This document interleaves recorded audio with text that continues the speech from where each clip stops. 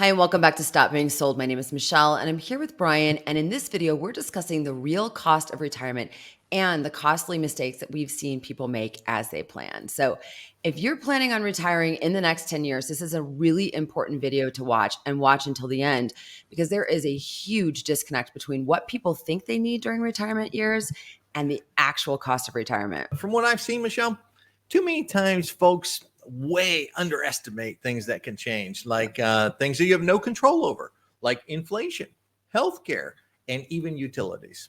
Absolutely. All right. Well, let's get into it. Let's start with the costs of housing in retirement. Obviously, it's going to depend on whether or not your house is paid off, if you still have a mortgage, if you rent, and even where you live because of property taxes. Yeah, it makes a big difference if your house is paid off because housing costs continue to rise. Yeah. A recent report found that 46% of homeowners between the ages of 65 and 79, and 1 in every 4 people above the age of 80 are still paying off a mortgage. Wow.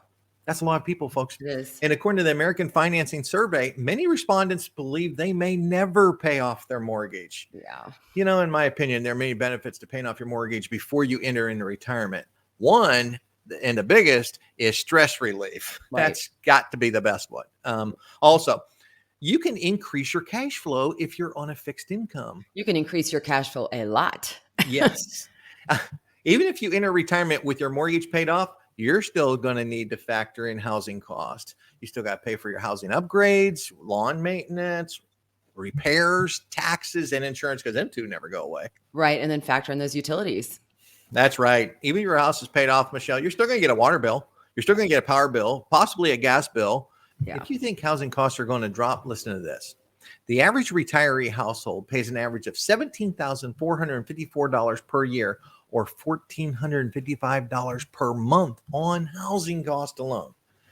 Comparatively speaking, the average U.S. household spends $20,091 annually, or $1,674 per month on housing. That is not a big difference at all between retiree households and, the average working household. Oof. Yeah, not Jeez, at all. man. That's yikes. All right. So next up, we have the big expense, the big one, the one that gets more expensive each year, and that's medical. Let's get into that. Yeah, according to Fidelity's retiree healthcare cost estimate that just came out, a 65-year-old retiring this year can expect to spend an average of $157,500 in healthcare and medical expenses throughout retirement, and $315,000 for a couple, even if they have Medicare coverage. That is a huge chunk of someone's retirement savings. Yeah, it is. Yeah, Michelle, Massive. right now I'm watching my parents go through this. Yeah. Their costs are astronomical, to say the least. Yeah, I bet they are. Yeah, many people mistakenly believe medical costs will be covered by Medicare. While Medicare does help with medical costs, it does not cover everything, like your supplemental coverage and out-of-pocket expenses. Those you've got to pay out of your pocket for, and they can get pretty pricey real quick. Depending on the Medicare plan you choose, though, you may be on the hook for paying for prescription drugs, co-payments, and deductibles, right? That's correct. Another thing is Medicare doesn't cover overlooked retirement expenses, including like dental, vision, or hearing aids. Yeah. You have to pay for most of these out of your pocket. So let's move on to transportation costs. Now, the good news about this one is that expenses typically go down during retirement years. Yeah, you're right there. It usually does. Recent data shows the average working household spent $9,761 each year on transportation. But that number drops to $6,814 for the average retiree household. This equates to $568 a month in transportation expenses. Yeah, that's the average. That's the average. But however, should gas spike again, this number can increase significantly. And don't forget that auto insurance, maintenance, rentals, and factor in public transportation. Yeah, it adds up. Question for you real quick. Do you recommend that people buy a new car before they enter retirement? Yes, if it makes sense. Okay. And the decision to buy a new car before retirement should be based on your individual circumstances, your budget, and your transportation needs in retirement. And also if you actually just need a new car. Well, that's it. And think about this.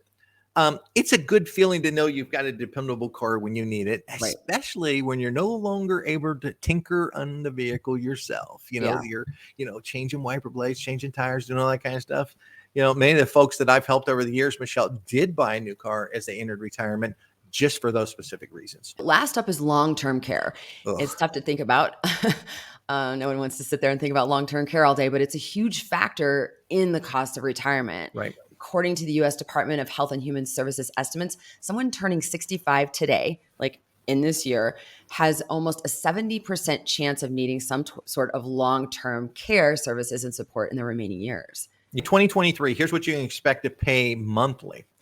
An average of $5,148 for home health aid, $1,690 for adult daycare, $4,500 for assisted living, $7,908 for a semi-private room in a nursing home, and $9,034 for a private room in a nursing home. Those are monthly costs, right? Yes, those are monthly cost.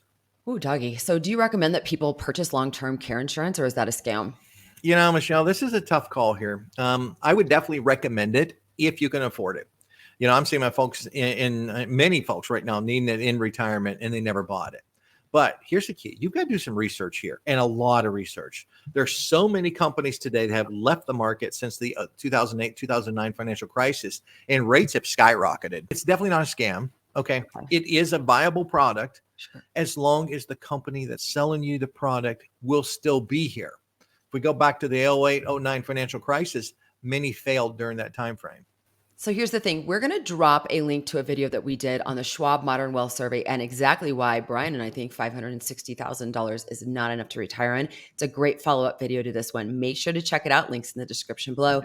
Also, if you like the content of this video, hit that like button. Help us grow this channel. Subscribe and leave us a comment. We'd love to know your thoughts. All right. Thanks to everyone who watched, and thanks so much, Brian. Have a great day, everyone.